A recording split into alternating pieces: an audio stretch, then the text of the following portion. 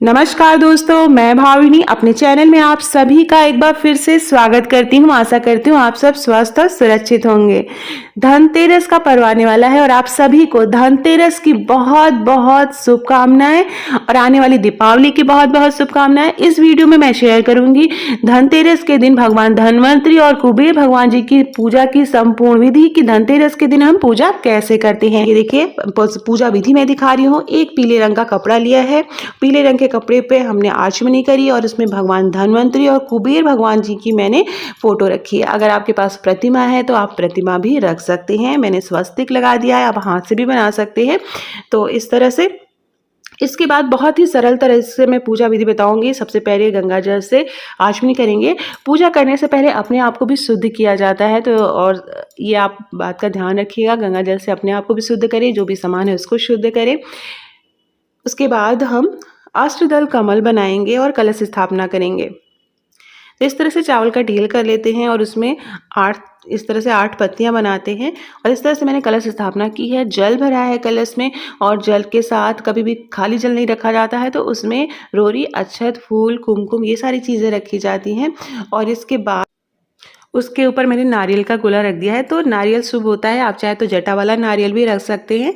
और इसके बाद हम पूजा करेंगे। तो गणेश, सबसे पहले गणेश भगवान जी का आह्वान करेंगे। बहुत से लोग लक्ष्मी गणेश जी की भी पूजा इस दिन करते हैं, लेकिन लक्ष्मी गणेश जी की पूजा दीपावली के दिन ही की जाती है। धनतेरस के दिन भगवान धन्वंतरी और कुबेर भगवान जी की पूजा की जाती है। तो सबसे पहले गणेश भगवान जी का आह्वान करते हुए पूजा शुरू करेंगे। जल चढ़ाएंगे, जल के बाद हल्दी कुमकुम लगाएंगे। जो कलश हमने स्थापित किया है उस पर भी हल्दी कुमकुम लगाएंगे, अक्षत चढ़ाएंगे, फूल चढ़ाएंगे। इस तरह से आप माला पहना सकते हैं। पीले रंग की माला मिल पाए तो बहुत अच्छा है, पीले रंग का भोग आप चढ़ा पाए तो अच्छा है। तो उदया तिथि के हिसाब से जो 23 अक्टूबर को व्रत रखा जाएगा, इस दिन त्रिपुष्कर योग भी बन रहा है, जो कि सुबह के समय है। तो आपको जो भी खरीदारी करनी है वो आप सुबह 12 से 1 बजे के अंदर, सुबह से लेके 12-1 बजे के अंदर आप खरीदारी कर लें तो बहुत ज़्यादा शुभ होगा। सर्वार्थ सिद्धि योग भी लग रहा है। तो ये सारे शुभ संयोग धनतेरस के दिन लग रहे हैं। तो इस तरह से फूल अर्पित करेंगे। दीपों का त्यौहार है तो दीपक जलाएंगे, जितने ज़्यादा दीपक आप जलाएं उतना अच्छा है। तो इस तरह से मैंने 2 दीपक साइड में लगा दिए हैं और इस तरह से अखंड ज्योति लगा दी है जो रात भर जलेगी।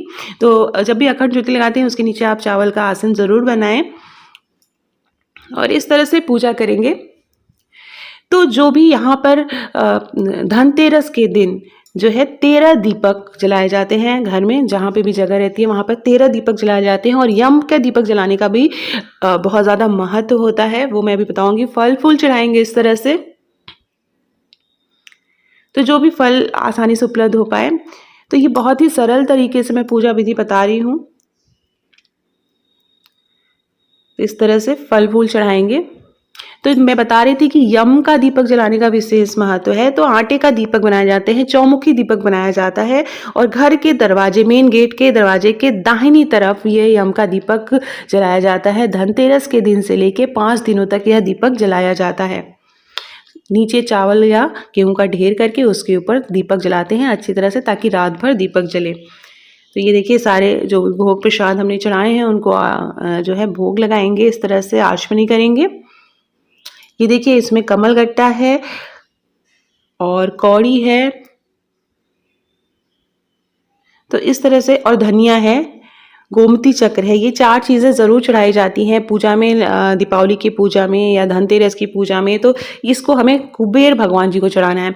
धन्वंतरी भगवान जी को ऐसा माना जाता है कि ये हमारे जो है स्वास्थ्य के लिए बहुत अच्छा माना जाता है इनकी पूजा करना। तो कुबेर जी का इस तरह से श्री शुक्तम की अगर बुक होगी, आपके पास किताब होगी, तो उसमें इस तरह से कुबेर भगवान जी का यंत्र होता है और उसमें मंत्र दिए रहते हैं। आप अगर पढ़ पाएँ, नहीं पढ़ पा रहे हैं तो आप सरल तरीके से कुबेर भगवान जी को याद करते हुए आप पूजा कर सकते हैं।